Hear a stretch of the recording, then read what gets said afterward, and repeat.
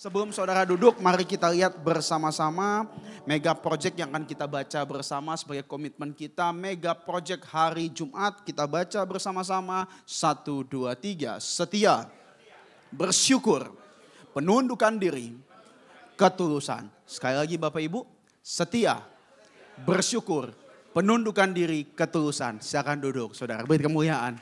Kok tadi memang sengaja dikasih mati sedikit saudara. Supaya ngetes pembicaranya hafal atau enggak saudara. Mari kita buka saudara firman Tuhan dari Kejadian 19 ayat yang ke-15. Karena saya masuk dalam satu tema yang baru pada siang hari ini. Yaitu berjudul dengan The Correct Steps atau langkah yang benar. Kita buka dulu firman Tuhan Kejadian 19 ayatnya yang ke-15. Kejadian 19 ayatnya yang ke-15. Oke, kita baca bersama-sama Bapak Ibu yang dikasihi Tuhan. 1, 2, 3. Ketika fajar telah menyingsing, kedua malaikat itu mendesak Lot supaya bersegera, katanya, bangunlah, bawalah istrimu dan kedua anakmu yang ada di sini supaya engkau jangan mati lenyap karena kedurjanaan kota ini. Saya ceritakan sedikit, ini khotbah saya yang kemarin, saya review sedikit saudara. Saudara tahu ada cerita di mana Lot itu memilih lembah Yordan daripada mengikuti Abraham. Dia pergi ke lembah Yordan. Dia masuk di situ, akhirnya lembah Yordan menjadi Sodom dan Gomora. Waktu dia memilih tempat tersebut, namun Allah marah kepada tempat tersebut. Makanya di bumi hanguskan tempat tersebut.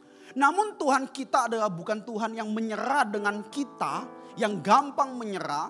Bukan Tuhan yang hari ini ada dan besok tidak ada. Namun Tuhan kita adalah Tuhan yang hari ini, besok dan selama-lamanya tetap sama. Amin. Berarti ketika dia masih memberikan kesempatan kepada kita, dia akan terus membantu kita, terus mengarahkan kita, terus merancangkan yang baik supaya kita tetap melekat kepada visi Tuhan. Sama seperti Lot, walaupun dia memilih Sodom dan Gomora, memilih lembah Yordan, namun itu menjadi tempat yang akan dimusnahkan oleh Tuhan, namun Tuhan pun tetap mau menyelamatkan dia. Hari ini, namun ketika kita meresponi sesuatu yang seperti ini, bagaimana? Kalau saudara bisa melihat di ayat ini. Ketika fajar telah menyingsing. Berarti itu pagi-pagi benar. Ada sense of urgency yang luar biasa. Terus ada kedua lagi dikatakan mendesak. Sudah mendesak dikatakan jangan mati. Berarti di sini bicara satu sense of urgency yang luar biasa. Ketika Tuhan mau ambil kita kembalikan kepada visinya. Musim itu akan berganti dengan cepat. Shifting in the rapid way. Cepat dia akan berganti. Namun kita nggak bisa merespon dengan cara kita. Saya nggak planning pak. Saya nggak tahu pak. Nggak bisa. Karena pikiranmu bukan pikiran Tuhan. Rancanganmu bukan rancangan Tuhan. Sebab aku ini yang mengetahui, Tuhan yang tahu. Kita nggak akan pernah bisa sampai kepada pikiran Tuhan. Namun kita bisa tahu pola pikir Tuhan melalui karakter Tuhan. Coba kita lihat ayat selanjutnya. Mazmur 119 ayat yang ke-104. Mazmur 119 ayat yang ke-104. Kita baca dulu sama-sama. 1, 2, 3. Aku beroleh pengertian dari tita-titamu. Itulah sebabnya aku benci segala jalan dusta. Saudara tahu ketika Tuhan bela Musa, Tuhan ngomong kepada hambaku yang lain aku ngomong dengan teka-teki. Namun kepada hambaku Musa aku akan ngomong dengan terus terang. Namun kita nggak bisa menyamakan bahwa kita semua adalah nabi saudara. Nanti akan disalahgunakan. Namun yang pasti bagaimana? Kita nggak tahu pikiran Tuhan.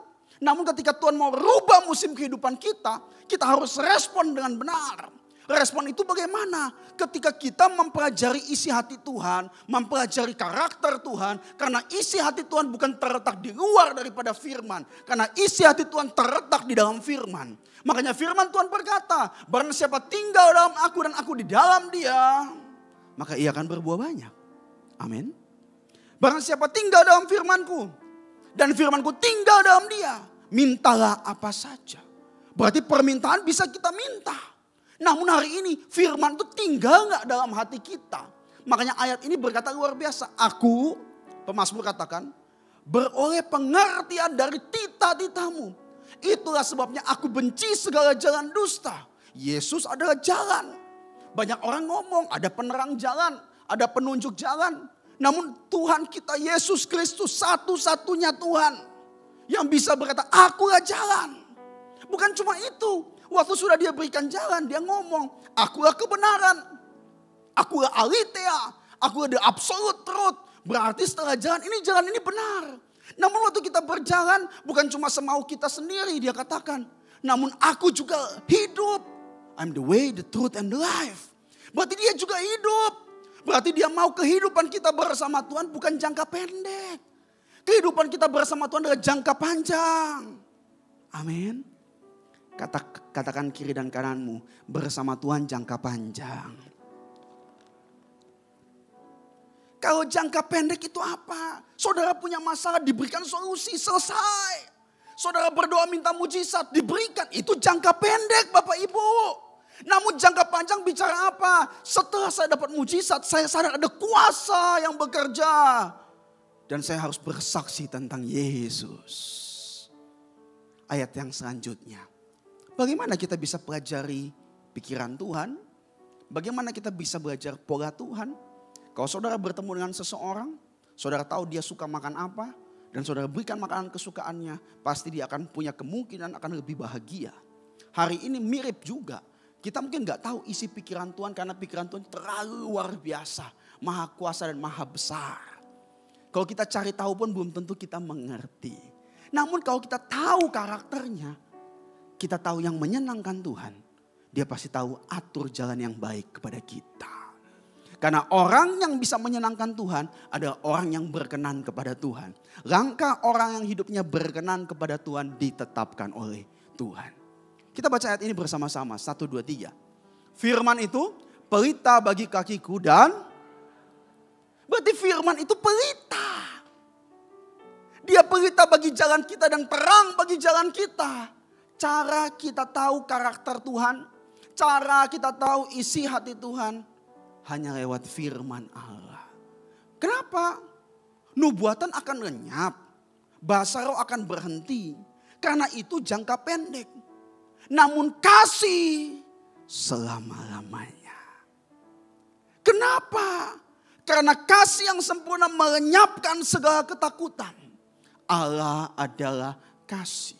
Jika engkau tinggal dalam kasihku, maka engkau juga tinggal dalam perintahku. Berarti kasih kepada Tuhan dan tinggal dalam firman tidak pernah bisa dipisahkan. Tidak pernah bisa dipisahkan. Jangan pernah kamu ngomong, Bapak Ibu atau saya juga suatu hari nanti. Saya mengasihi Tuhan karena saya datang ke gereja. Saya mengasihi Tuhan karena saya sumbang di gereja. Saya mengasihi Tuhan karena mungkin saya bisa ambil pelayanan, mohon maaf. Namun firman Tuhan dengan jelas berada dalam kitab Yohanes. Jika engkau tinggal dalam kasihku, engkau akan menuruti perintahku. Berarti kalau kamu gak turuti perintah Tuhan, Bapak dan Ibu tidak tinggal dalam kasih Tuhan. Kita lihat Mazmur 119 ayat yang Mazmur 105 ayat yang ke-17 sampai 19. Selama 20 menit ke depan izinkan saya menseringkan ayat ini.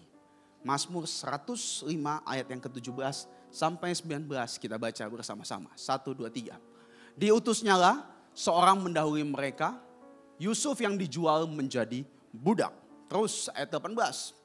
Mereka mengimpit kakinya dengan belenggu, lehernya masuk ke dalam besi. Ayat 19 yang terakhir, 1, 2, 3. Sampai saat firmannya sudah genap dan janji Tuhan membenarkannya. Oke, kita kembali ke ayat 17. Saya ceritakan backgroundnya sedikit. Yusuf punya cerita itu di kitab Kejadian. Oke, karena kenapa? Dia pergi, dibuang sama kokonya. Namun dia pergi mendahului hidup untuk dia di sana. Supaya kokonya dan ayahnya tidak mati karena kelaparan.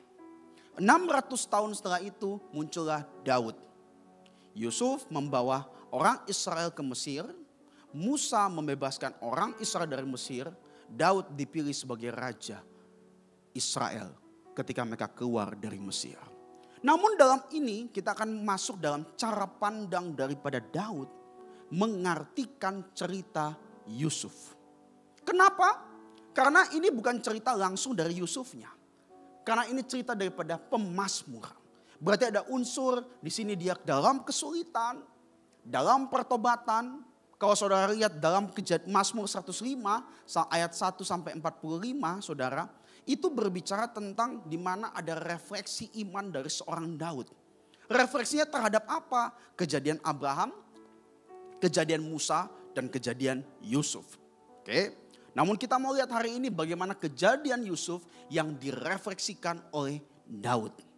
Sebagai seorang yang dipakai Tuhan luar biasa, dia pernah jatuh namun dia bertobat. Dia pernah musimnya jelek namun Tuhan rubah supaya dia kembali kepada Tuhan. Pasang sabuk pengaman saudara, yang pertama, diutusnyalah seorang mendahului mereka, Yusuf yang dijual menjadi budak. Sebelum Tuhan melakukan perkara besar kepada kita, dia akan memberikan firman yang luar biasa kepada kita terlebih dahulu. Saya ulangi, sebelum Tuhan memberikan perkara besar kepada kita, dia pasti akan memberikan firman-Nya terlebih dahulu. Saya berikan contoh. Yosua 1 ayat yang ketiga tadi pagi. Kita baca bersama-sama Yosua 1 ayat yang ketiga. 1, 2, 3.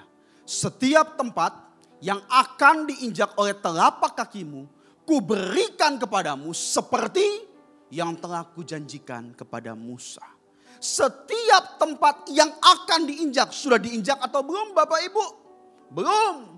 Namun firman itu sudah mendahului bahwa tempat yang akan engkau injak akan diberikan kepadamu. Yohanes 1 ayat 1 berkata apa? Pada mulanya adalah firman Allah. Dan firman itu bersama-sama dengan Allah. Dan firman itu adalah Allah. Berarti kekuatan firman itu mendahului segala-galanya. Katakan amin. Kenapa dibilang in the beginning was the word? Berarti pada permulaannya. Hari ini kita mau membangun segala sesuatu dalam kehidupan kita.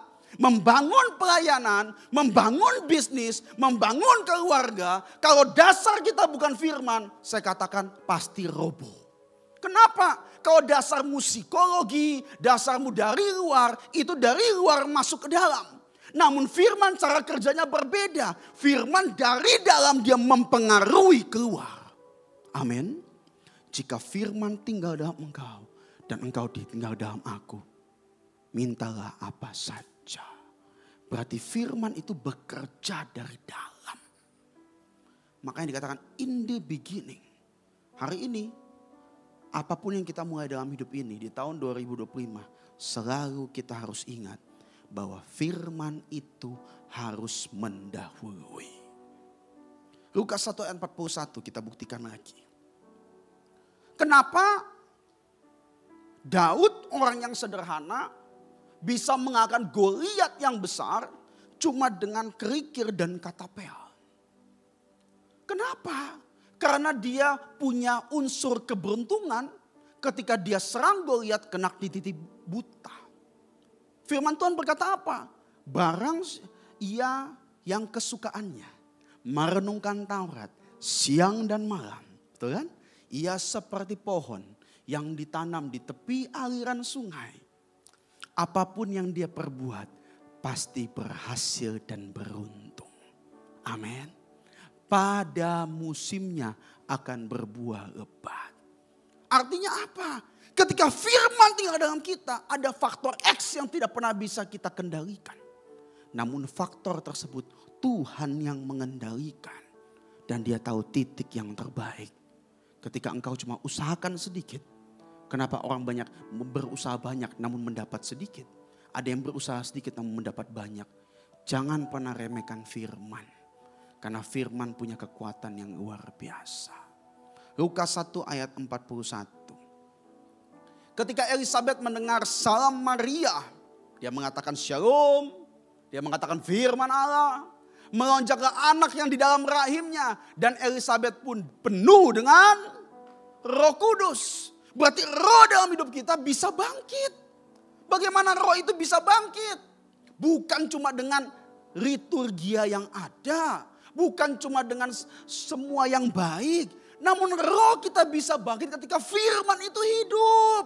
Amin. Maka saudara tahu, dikatakan dan engkau akan menerima kuasa kau Roh Kudus turun ke atas kamu.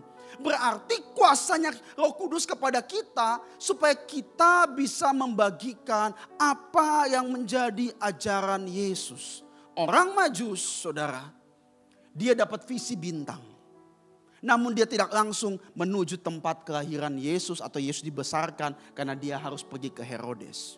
Kenapa dia harus pergi ke Herodes? Karena dia harus mengkonfirmasi firman Allah. Bukankah ada tertulis, hai Bethlehem di tanah Yudea, engkau sekali bukan yang terkecil di antara mereka yang memerintah Yehuda. Karena daripadamu lah akan bangkit seorang pemimpin yang akan menggembalakan umatku Israel. Sebelum visi itu menuntun, tetap firman harus mengkonfirmasi. Amin. Firman itu gak ada yang jauh dari kita. Saudara minta mimpi sama Tuhan, Tuhan bisa kasih, Tuhan bisa gak kasih. Saudara minta suara sama Tuhan, Tuhan bisa kasih, Tuhan bisa gak kasih. Saudara minta macam-macam sama Tuhan, mungkin supaya ada tiba-tiba ada orang tegur saudara, bisa jadi bisa gak terjadi. Namun pada mulanya adalah firman. Firman itu tidak jauh daripadamu. Firman itu dekat di dalam mulutmu. Amin. Selanjutnya, kita coba lihat Habakuk 2 ayat 2 sampai 3. Habakuk 2 ayat 2 sampai 3. Saudara ada yang tahu cerita Habakuk? Dia nabi yang berhasil atau gak berhasil? Dalam pelayanannya? Gak berhasil. Gagal. Sampai dia ngomong kan? Meskipun pohon ara tidak berbuah. Meskipun apa? Buah zaitun tidak mengeluarkan buahnya. Namun jiwaku tetap bersorak-sorai. Saudara pernah belajar enggak? Kenapa Habakuk tidak berhasil? Namun dia masih mengambil bagian dalam Alkitab kita. Mengambil ayat yang menguatkan kita. Coba kita baca ya. Habakuk 2 ayat yang kedua. 1, 2, 3. Lalu Tuhan menjawab aku demikian. Tuliskanlah penglihatan itu. Dan ukirkanlah itu pada roh-roh supaya orang yang sambil lalu dapat membacanya. Perhatikan, dia punya pelayanan gak berhasil Bapak Ibu. Dia punya orang-orang itu tidak bertobat. Namun dia dapat penglihatan. Namun disuruh Tuhan apa? Ukirkan di dalam roh-roh tersebut. Ayat 3 kita baca bersama-sama. 1, 2, 3. Sebab penglihatan itu masih menanti saatnya. Tetapi ia bersegera menuju kesudahannya dengan tidak menipu. Apabila berlambat-lambat nantikanlah itu. Sebab itu sungguh-sungguh akan datang dan tidak akan bertangguh. Oke, ini sederhana. Gak berhasil kok disuruh tulis. Yang berhasil setelah Habakuk, nabi yang lain. Namun Habakuk tidak bisa melihat. Loh, saudara coba renungkan. Kita kadang-kadang minta sama Tuhan janji Tuhan. Janji Tuhan kita bisa lihat, I receive the promise of God. Saya terima janji Tuhan. Ketika saudara dapat berkat, saudara dapat kesembuhan dan semuanya. Kekristenan jangka pendek adalah kekristenan yang hanya meminta dan mendapatkan sesuatu. Namun kekristenan yang jangka panjang adalah kekristenan yang berjalan bersama Tuhan. Di musim yang sulit, di musim yang baik, di musim yang tidak baik, di musim yang diberkati atau di musim bahkan yang tidak diberkati. Makanya saudara lihat di sini Tuhan katakan tuliskan. Namun gak berhasil. Kenapa? Tuliskan. Namun gak berhasil, buat apa? Yang kedua, manusia sering fokus pada janji. Namun Tuhan fokus pada proses. Ada waktu di mana janji diberikan, ada waktu di mana janji digenapi. Dari janji diberikan sampai janji digenapi, itulah proses yang namanya development atau perkembangan. Orang tidak mau namanya pertumbuhan. Dan dia selalu bilang tidak ada janji Tuhan di dalam pertumbuhan. Saya mau katakan hari itu salah. Karena Tuhan kita adalah Tuhan Allah Immanuel. Adalah Tuhan yang menyertai saudara dan saya. Kenapa saya bilang seperti ini? Kita dapat mimpi, kita dapat visi. Kita gak melihat langsung jadi.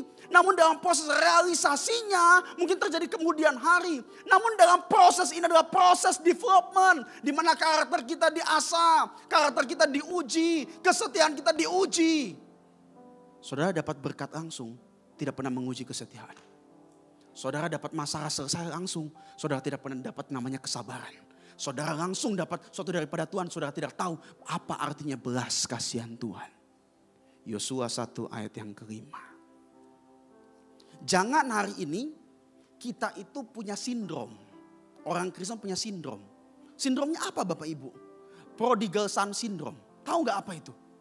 Prodigal son itu anak yang hilang. Dia bilang sama papanya, mana hartaku? Besoknya dijual semua. Setelah dijual berfoya-foya dan habis. Artinya prodigal son punya sindrom adalah seperti ini. Dia meminta kepada Tuhan dan saya mau right now, right here. Kita kadang seperti itu.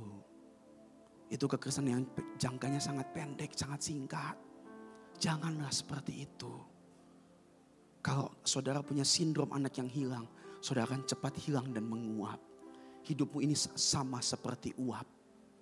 Namun saudara menanti janji Tuhan. Bukan bicara saudara sabar kepada Tuhan. Tuhan tidak pernah lalai menepati janjinya. Namun dia sabar terhadap engkau. Supaya engkau berbalik dan bertobat. Kita baca ayat ini bersama-sama.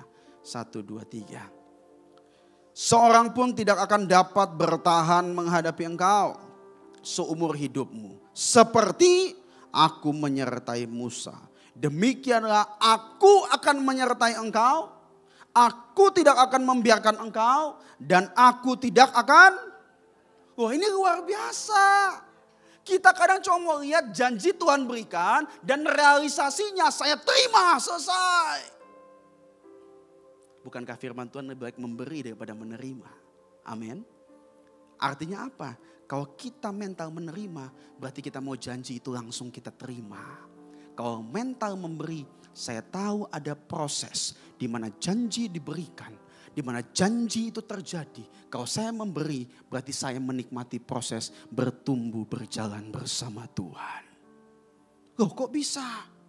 Janji Tuhan bukan cuma di akhir, Bapak Ibu. Janji Tuhan bukan cuma ketika saudara menerima. Namun janji Tuhan juga ada dalam proses kehidupan kita. Makanya dikatakan saudara baca di sini. Demikian aku menyertai engkau. Waktu disertai, jawaban doa bisa dijawab? Belum tentu. Masalah bisa selesai? Belum tentu. Namun Tuhan menyertai. Kalau Tuhan bersama kita, siapakah lawan kita? Yang kedua, aku tidak akan membiarkan engkau. Emang gak ada masalah? Emang gak ada monster depan kita? Emang gak ada Goliat? Semuanya ada. Namun aku tidak akan membiarkan engkau. Dan tidak akan meninggalkan engkau. Loh, orang-orang bisa meninggalkan saya. Namun Tuhan tidak meninggalkan saya. Katanya Tuhan akan sertai saya. Janji Tuhan bukan cuma di akhir. Direalisasi. Namun janji Tuhan ada di dalam proses kehidupan kita. Beri kemuliaan bagi Tuhan. Zakaria 9 ayat 14. Sebuah panah bisa melejit karena ada satu tarikan ke belakang. Firman itu mendahului. Manusia sering fokus pada janji. Namun Tuhan fokus pada proses. Karena dalam prosesnya Tuhan juga ternyata ada janjinya Tuhan. Aku menyertai engkau, aku tidak akan membiarkan engkau, aku tidak akan meninggalkan engkau. Kita baca ayat ini bersama-sama, Zakaria 9 ayat 14, 1, 2, 3. Tuhan akan menampakkan diri kepada mereka. Dan anak padanya akan melayang keluar seperti kilat. Dan Tuhan Allah akan meniup sangkakala dan akan berjalan maju dalam angin badai dari selatan. Tuhan akan menampakkan diri. Anak panahnya akan melayang keluar. Artinya apa? Kita adalah anak panah di tangan pahlawan. Amin. Kita adalah anak panah di tangannya Tuhan. Namun panah itu tidak akan bisa terbang kalau tidak pernah ditarik ke belakang. Ada proses di mana Tuhan harus tarik kita ke belakang. Mungkin bisnis kita mundur sedikit.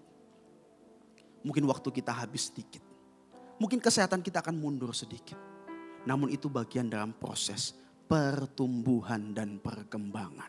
Seorang anak, dia muncul gigi, mungkin dia akan sakit panas dan sebagainya. Itu bagian. Jadi panah, saudara adalah anak panah Tuhan. Kalau ada waktu momen, ada satu musim, Tuhan tarik sedikit kita ke belakang. Jangan pernah ngomong Tuhan tidak menyertai, Tuhan meninggalkan saya, Tuhan membiarkan saya. Tidak. Waktu Tuhan sedang tarik di belakang, dia sedang sabar terhadap engkau. Ada waktu yang tepat, pada angin yang tepat, akurasi yang tepat. Dia tidak akan membiarkan engkau, dia tidak akan meninggalkan engkau. Dan dia akan terus menyertai engkau sampai panah itu tepat sasaran. Karena dosa dalam bahasa aslinya adalah hamartia. Hamartia aslinya berkata tidak tepat sasaran. Bagaimana orang Kristen bisa tepat sasaran? Hanya di dalam firman dan di dalam Tuhan. Selanjutnya, Mazmur 105 ayat 18.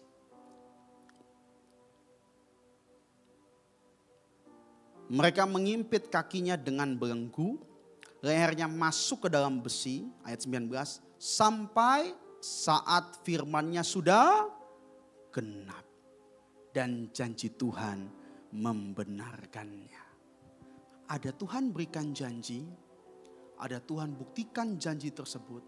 Dalam proses mungkin kita nggak nikmati, orang lain yang nikmati, namun Tuhan tetap menghargai proses. Namun di dalam ketika kita mau menerima penggenapan firman, sama seperti Yusuf, dia mau menerima penggenapan firman gak gampang. Pertama dia harus berikan visi, dia harus ngomong ini visi saya. Sudah berikan visi, dimaki, dilupakan, dibuang ke sumur. Sudah hidup benar, akhirnya jadi budak tidak mau berbuat dosa saudara. Namun dia dipenjara. Jangan kita menghakimi hidup seseorang, jangan kita menghakimi hidup kita ketika kita mungkin dalam keadaan yang sulit, kita samakan. Yusuf dan Samson berbeda. Samson masuk ke penjara karena perzinahan, namun Yusuf masuk ke penjara karena proses yang diizinkan Tuhan supaya dia menjadi orang yang besar. Namun dia masuk dalam penjara. Setelah dia masuk dalam penjara, dia bisa keluar, dia bilang ke juru minum, artikan. Sudah dia bilang ke juru minum, dia dipakai Tuhan, dia dilupakan lagi. Akhirnya datang dia punya saudara-saudara, dia punya alasan untuk balas dendam, dia tidak balas dendam. Saudara melihat, sebelum firman itu digenapi, penggenapan firman itu dibalik ujian. Kalau hidup kita menghadapi banyak ujian, berarti firman Tuhan sedang digenapi. Amin. Katakan kiri kananmu, jangan takut ujian. Ibrani 12 ayat 2. Kita baca bersama-sama Bapak Ibu, 1, 2, 3. Mari kita melakukannya dengan mata yang tertuju kepada Yesus. Yang memimpin kita dalam iman, yang membawa iman kita itu kepada kesempurnaan. Perhatikan, yang memimpin kita di dalam iman, di dalam Yesus. Yang membawa iman kita itu kepada kesempurnaan. Yang dengan mengabaikan kehinaan, tekun, memikul salib. Ganti sukacita yang disediakan bagi dia yang sekarang duduk di sebelah kanan takhta Allah. Jangan fokus pada kesulitannya. Mata tertuju kepada Yesus. Iman itu akan berjalan menuju kepada kesempurnaan. Bukan karena kita menerima kesempurnaannya. Namun kita mengizinkan Tuhan bekerja di dalam kita. Ada kesulitan, ada sukacita. Mungkin ada amarah, kita bisa ganti dengan damai sejahtera. Kenapa? Karena kekuatan firman mendahului. Tuhan bukan cuma fokus pada janji. Tuhan fokus pada proses. Karena di dalam proses masih ada janji Tuhan. Dan yang terakhir, penggenapan firman itu dibalik ujian iman kita. Karena iman yang sebenarnya bukan iman yang lahir langsung melakukan mujizat. Karena iman yang sebenarnya, iman sebesar biji sesawi ini mampu memindahkan gunung. Kenapa bisa memindahkan gunung? Karena dia mempercayai ada kuasa yang besar. Berarti iman yang sebenarnya bukan lahir dari masalah yang sudah diselesaikan. Namun iman yang sebenarnya lahir daripada masalah yang diproses dan ujian yang kita lewati. Saya tutup dengan satu pandangan. Kita buka sama-sama firman Tuhan dari Efesus 6 ayat ke-10 sampai 12. Akhirnya hendaklah kamu kuat di dalam Tuhan di dalam kekuatan kuasanya. Ini adalah perintah Tuhan. Kita kuat di dalam Tuhan, kita kuat di dalam kekuatan kuasanya. Di manakah kebesaran, di manakah di dalam kekuatan kuasanya? Selanjutnya, ayat 11, 1, 2, 3. Kenakanlah seluruh perlengkapan senjata Allah, supaya kamu dapat bertahan melawan iblis. Itu akan terus berusaha supaya ketika Tuhan mau shift saudara punya musim, dia mau ambil saudara kembalikan pada visi, iblis akan berusaha supaya saudara tetap menjauh daripada visi. Karena kekuatan kuasa Allah, di dalam kuasa Allah, kita bisa ambil ketika kita memakai perlengkapan senjata Allah. Apa perlengkapan senjata Allah? Pedang firman Allah, pedang bermata dua, lebih dalam, lebih tajam dari pedang manapun. Mampu membedakan segala pertimbangan, mampu membedakan segala sumsum dan tulang. Artinya apa? Pedang bermata dua, dua sisi bisa berfungsi. Manusia menajamkan manusia, batu menajamkan batu. Engkau digesek di kiri, engkau digesek di kanan. Engkau digas dengan masalah orang, engkau digesek dengan kesabaranmu. Pada akhirnya bukan pedang itu patah, namun pedang itu makin tajam, makin tajam. Sehingga engkau tahu, saya tidak kalah dengan tipu muslihat iblis. Karena saya berjalan sesuai dengan visi Tuhan. Ayat 12. 1, 2, 3. Karena perjuangan kita bukanlah melawan darah dan daging, tapi melawan pemerintah-pemerintah, melawan penguasa-penguasa, melawan penghulu-penghulu dunia yang gelap ini, melawan roh-roh jahat di udara. Ayatnya tetap ditampilkan, saya jelaskan. Peperangan rohani itu ada beraneka ragam macam. Perjuangan kita bukan melawan darah dan daging, sudah pasti. Kenapa? Karena kerajaan Allah bukan bicara makanan dan minuman. Makanan dan minuman bicara darah dan daging. Namun kerajaan Allah bicara kebenaran, damai sejahtera, dan sukacita oleh Roh Kudus. Karena tipu muslihat iblis hanya mau mengambil damai sejahtera kita, mengacaukan kebenaran kita, dan mengambil sukacita kita. Terus dikatakan, tetapi melawan pemerintah-pemerintah, melawan penguasa-penguasa, melawan penghulu-penghulu dunia yang gelap ini, dan melawan roh-roh jahat di udara. Oke? Peperangan roh memang ada dalam kasus di mana saudara dengan pengusiran setan atau okultisme itu ada. Mungkin di wilayah-wilayah tertentu. Namun jiwa kita juga ini bisa diobrak-abrik sama setan saudara. Peperangan roh yang kedua terjadi di dalam kita. Ketika roh Tuhan tidak hidup, roh setan masuk. Makanya firman Tuhan katakan apa? Ketika rumah itu sudah tersapu bersih, dia akan mengajak 7 roh lain masuk. Dan keadaannya yang lebih buruk. Kenapa orang ini sungguh-sungguh sama Tuhan? Pada saat dia kepahitan, dia kebencian, dia keluar daripada gereja, dia menjelekkan orang lain. Firman Tuhan berkata apa? Jangan seorang pun menjauhkan diri daripada kasih karunia Allah supaya tidak muncul akar pahit dan akan menimbulkan kecemaran dan kerusuhan. Jiwanya akan bergejolak. Kenapa? Karena peperangan roh terjadi dalam jiwanya. Karena rohnya surut. Itu yang kedua. Yang ketiga. Peperangan roh juga hari ini kita alami bukan cuma di jiwa. Makanya orang bisa depresi, frustasi. Bukan cuma pengusiran setan. Firman Tuhan juga katakan apa? Hendaklah engkau menaruh perasaan dan pikiranmu di dalam Kristus Yesus. Peperangan itu juga terjadi di pikiran kita. Karena apa yang kita pikirkan akan menjadi perbuatan dan kebiasaan kita. Dan menjadi karakter kita. Banyak orang bisa menangkan peperangan roh yang pertama ketika dia bisa mengusir setan. Namun firman Tuhan, engkau mengusir setan demi namaku. Engkau bernubuat demi namaku. Namun sesungguhnya aku tidak mengenal engkau. Karena apa yang engkau perbuat bukan berasal daripada Tuhan. Hanyalah engkau pembuat kejahatan. Yang pertama, mungkin kita bisa menang. Yang kedua, mungkin kita hari ini, mungkin roh kita bangkit. Harus bangkit dulu. Mungkin jiwa kita bisa kendalikan.